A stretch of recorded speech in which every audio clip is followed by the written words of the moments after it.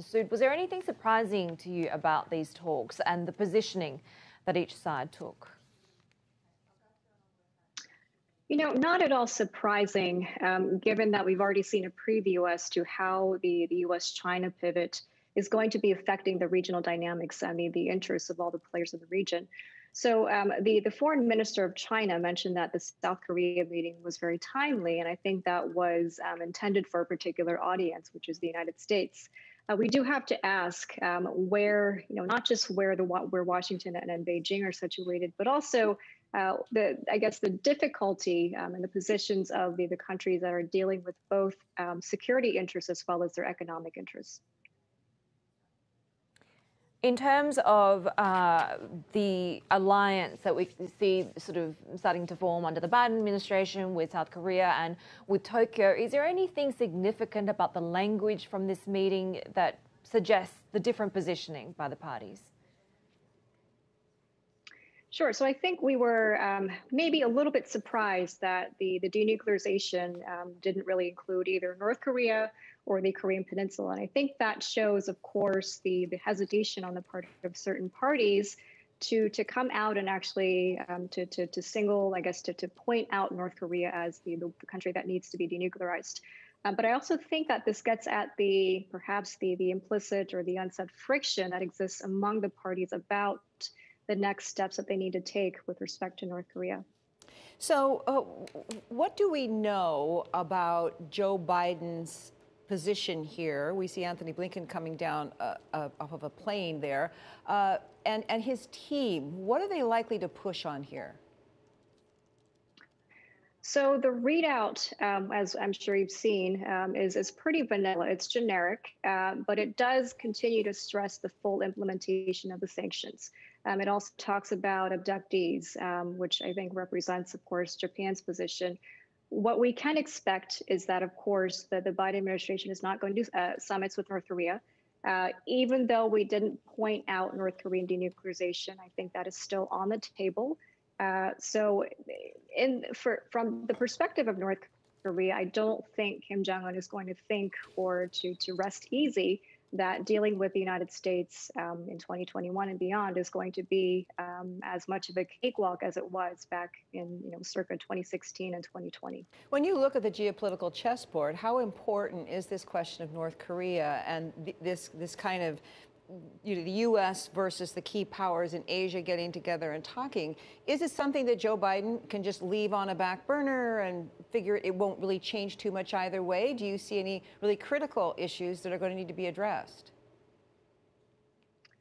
So, of course, the most critical issue is going to be the North Korea denuclearization issue. But I think also that since we're stressing the importance of alliances and partnerships, that entails, of course, that we're going to have to try to counterbalance the China effect. Given the interests and the stakes, and of course, I think the regional presence of China, it's going to continue to be calculated in the minds of, say, Seoul and Tokyo's decision making. So the most pressing item, I think, of course, for the region in terms of the security aspect is going to be North Korea. But I think that the alliances and the partnerships, as stressed by the Biden administration, is going to be, I think, that the critical factor or the key ingredient in solving these security problems. So more broadly, when you look at the Asian region, what is one of the other biggest issues for the Biden team looking ahead? Well, I think we should start looking at how the countries are also still dealing with the pandemic. I think the United States is in a more fortunate position where we're seeing the slow, but also the continual rollout of the vaccines. Take the example of South Korea, where we're still not seeing the majority of the population receiving the vaccines, and that's going to play a factor in their national and also their foreign policy decision making. So that's going to be important.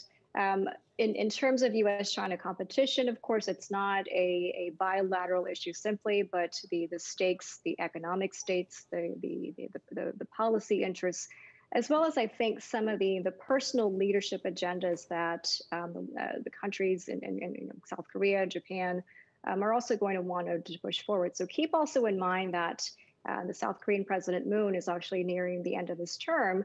That's not going to give, of course, much flexibility, I think, in the way of advancing progress in relations with the United States, or trying to counterbalance the China factor. So it's a new term, of course, for Biden, but we're also dealing with a South Korean administration that's pretty used to pushing forward with the North Korea policy, focusing on some of the domestic issues that are still sort of a challenge to the leadership. So I would still stress that the COVID vaccine and the pandemic is going to be a big factor, but also the regional considerations, and we have to try to get the regional actors as well as countries in the Indo-Pacific to either we can't really force them to make a decision, obviously, but perhaps the United States could offer not policy incentives, but at least try to show parties who are sort of on the fence about